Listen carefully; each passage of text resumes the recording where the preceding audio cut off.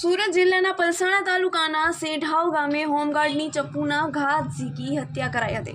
Home guard Kishan Rathod Kadodara પોલીસમાં home guard તરીકે ફરજ બજાવતો હતો। રાત્રિ દરમિયાન 3 બાઇક પર આવેલા 5 ઈસમોએ હોમગાર્ડની હત્યા કરી ફરાર થઈ ગયા હતા।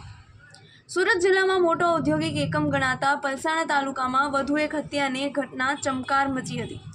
પલસાણા તાલુકાના સેઢાવ ગામે હોમગાર્ડની ચપ્પુના ઘા ઝીકી હત્યા કરાઈ હતી।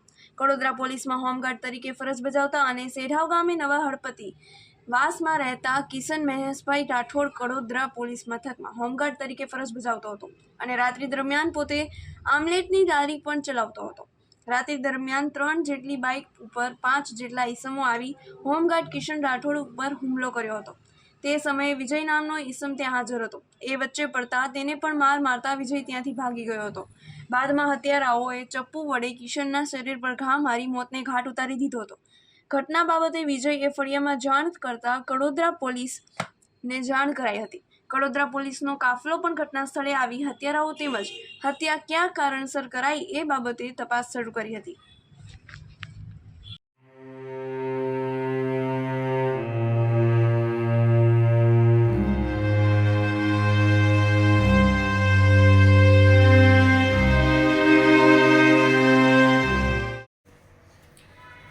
ગઈકાલે રાત્રે 7:30 વાગે કડોદરાના સેઢવા ગામે એક હત્યાનો બનાવ બનેલો છે।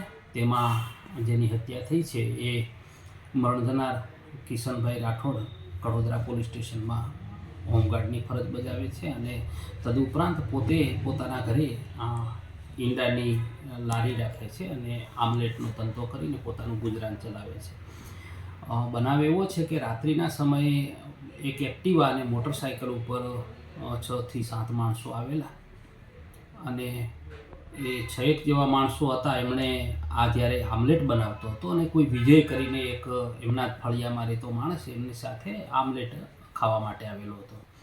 તે દરમિયાનમાં માણસો 6-7 અજાણ્યા આવી અને એને લાકડીથી માર મારે છે અને પછી ચપ્પુના ઘા પોતાના ડાબી છાતીમાં અને આંખ ઉપર અને હાથ ઉપર ને એવી રીતે ઉપરા સાપરી ઘા મારી અને ત્યાંથી ભાગી જાય છે અને પછી આ વિજય રાડારાડ કરતા ફળિયાના માણસો ભેગા થઈને એને દવાખાને લઈ જાય છે। કમનસીબે એ ત્યાં મૃત્યુ જાહેર થાય છે। આની તપાસ આગળની પીઆઈ શાહ કરી રહ્યા છે અને હત્યાનું કારણ શું છે એ હજી સુધી જાણી શકાયું નથી, પરંતુ આરોપી સુધી પહોંચવા માટે પોલીસની 3 ટીમ બનાવી છે અને 3 ટીમને આરોપીની શોધખોળ કરવા રવાના કરેલ છે।